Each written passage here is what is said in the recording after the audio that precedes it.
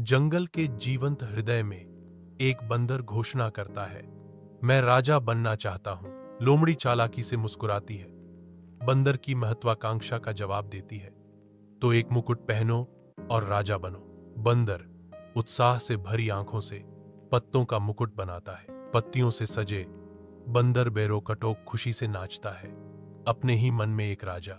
जंगल के हृदय में सूरज की रोशनी पत्तियों को रंग देती है, क्योंकि एक मुकुट पहने हुए बंदर घने पत्तों के बीच घूमता है।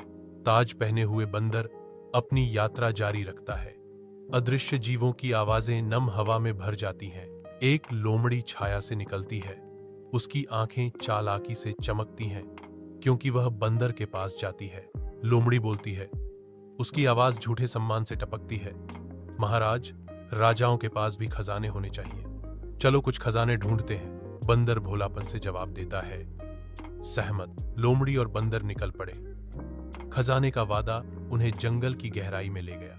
जंगल में गहराई में बंदर और लोमड़ी एक उत्साही खजाने की खोज में लगे हुए हैं। उनकी उम्मीदें मिट्टी के हर फावड़े के साथ बढ़ रही हैं। बंदर असीम ऊर्जा के साथ सोने के सपनों से प्रेरित होकर अपनी फावड़े से पृथ्वी पर हमला करता है। अचानक अशुभ धड़धड़ बंदर के फावड़े से सतह के नीचे कुछ अप्रत्याशित टकराता है। जंगल की हवा में परेशान मधुमक्खियों की भयंकर भिनभिनाहट होती है, क्योंकि उनके छत्ते में सेंध लगाई जाती है, जिससे उनका क्रोध भड़क उठता है।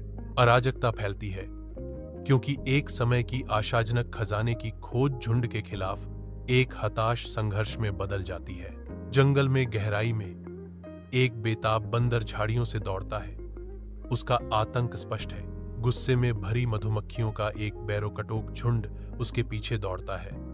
उनकी भिनभिनाहट गुस्से का एक सिम्फनी है। यह किस तरह का अभिवादन है? बंदर चिल्लाया।